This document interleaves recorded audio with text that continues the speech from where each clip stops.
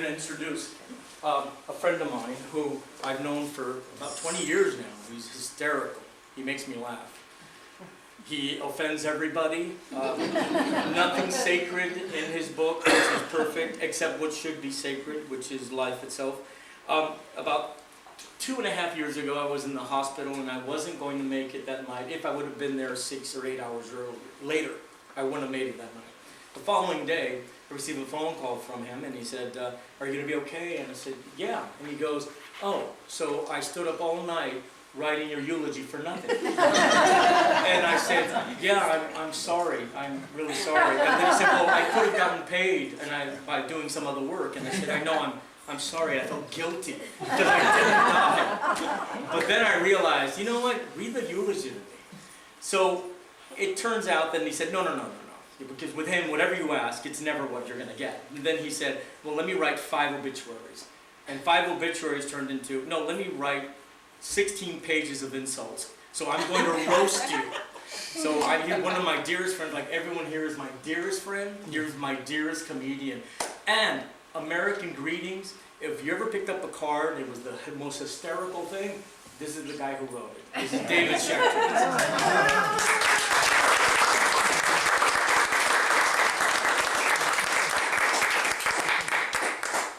Robert broke about 9 unwritten rules of comedy. First of all, you don't introduce somebody by saying how hysterically funny they're going to be. Second of all, my best joke had to do with his horrendous piano playing. And he just destroyed the punchline because it's the first thing he's ever played decently in his life. So I'll have to save that joke for the next time you play something and you don't do it so well. Okay, thank you. But, Joey, get those lights. Huh? Thanks. Yeah, turn them, please. they're just totally black, so nobody can see me. I just want to be a disembodied voice. Robert's story began 50 years ago to this day. 50 years to this very day. Well, if Robert had hosted his birthday party on his actual birthday, it would have been 50 years to this very day. But Robert procrastinates about everything. So now I have to start this tribute by stating that Robert's story began 50 years ago, plus an extra week, a few additional days on top of that, and also some hours. Andy told me I could start a half an hour earlier. But whatever it was, it's to this day. There have been rumors that the Aragon family history can be traced back to royalty, and that as an infant, Robert was found floating in a basket amidst the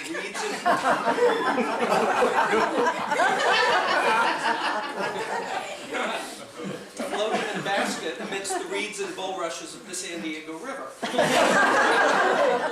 Of course, all these rumors were spread by Robert himself. And the only time he was ever in a basket in his life was when his mom pushed him around in a supermarket cart. And when she wasn't looking, he tried to steal boxes of Frankenberry and Count Chocula. I did some looking into the Aragon genealogy with help from my crack research team. Although, to be intellectually honest, only about half of them were actually on crack at the time. We discovered that the Aragon family ancestry does not stretch all the way back to ancient Sicily during Byzantine and Roman times, as Robert is fond of saying.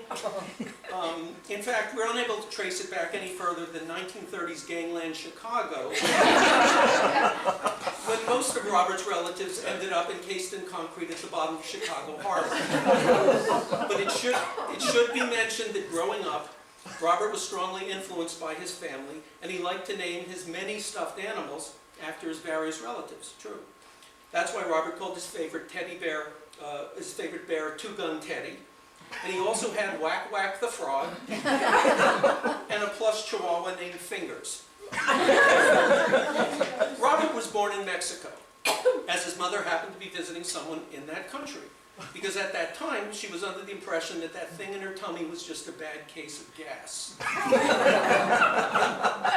An interesting aside is that at one point Robert wanted to explore his family history as it pertains to Mexico, where he has relatives living, But he had to curtail that investigation when he learned he was the very first person in history being prevented from crossing the border into Mexico.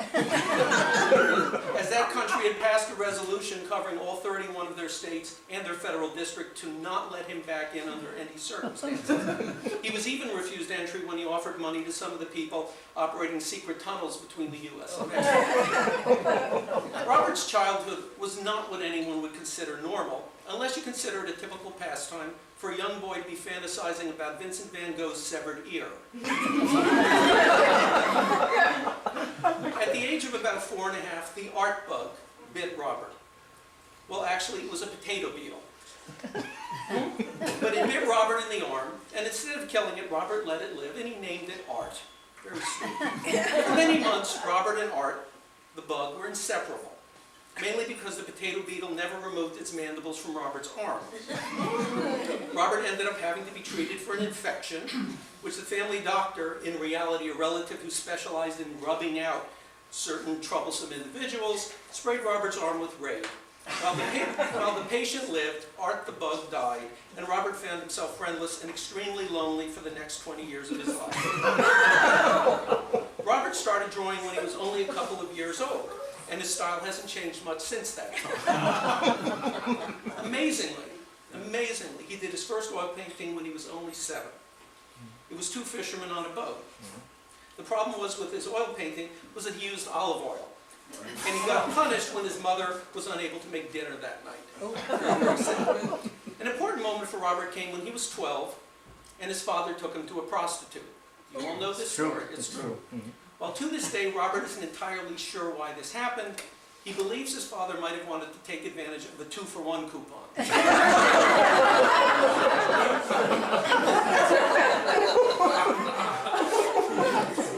Due to episodes like this, Robert became very withdrawn and shy, and he still is incredibly shy even now. In fact, if you all turn and stare at him, he'll probably go hide in the closet and not come out until everyone's gone home. They're all looking at you, Robert. While Robert's family helped him deal with life's difficulties, he managed to infuriate them by constantly declaring that they didn't actually exist, but were instead merely figments of his creative imagination. His sister Linda dealt with this by beating him up, and when Robert would start crying, she'd tell him that his injuries and pain were merely figments of her creative imagination. Because of being friendless, Robert failed to develop any social skills whatsoever, as anyone can plainly see to this day. So how did Robert manage to cope? By disappearing into a world he made up entirely in his head. A world where sweet and funny characters, like Winnie the Pooh and Bugs Bunny, were real. And things like the ability to carry on a coherent conversation with an actual human being were not. First in grade school and then in junior high, Robert found himself unable to relate to most of his fellow students. While his classmates were writing book reports on To Kill a Mockingbird and The Scarlet Letter, Robert wrote detailed personality evaluations of his favorite Looney Tunes characters. In fact, his 5th grade teacher, Mrs. Goitner, recommended to the principal that Robert be kept back an entire year because of his unnatural obsession with Tweety Bird. Robert's mother was very concerned by this imaginary world of cartoon characters Robert hid away in, especially as he would only clean his room if she spoke to him using a high squeaky chicken voice. Eventually, he was banned from watching more than 20 hours of cartoons a week. So Robert did the next best thing and started drawing his own cartoon characters. This served as the informal training that would one day turn Robert into the artist that he has become. Unfortunately, years later, when Robert turned professional, none of the characters he created could be used as commercially viable personalities. A few of them were Bingo the Unloved Toad, Carl the Mangy Sloth, and Crullers the Deep-Fried Crustacean. Because Robert was prevented from spending so much time with his 2-dimensional cartoon friends, he did what many severely disturbed young men did. He turned to monsters and horror. Thank you.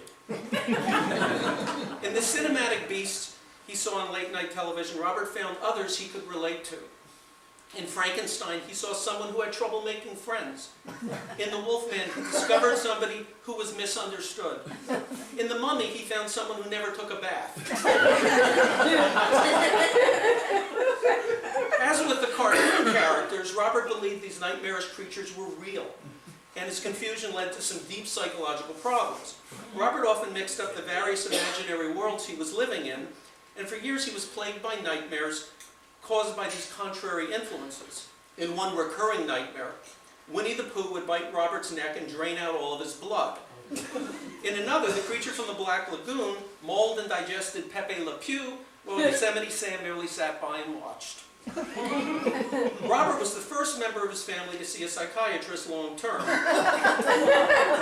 although he was not the first member of his family who should have seen a psychiatrist.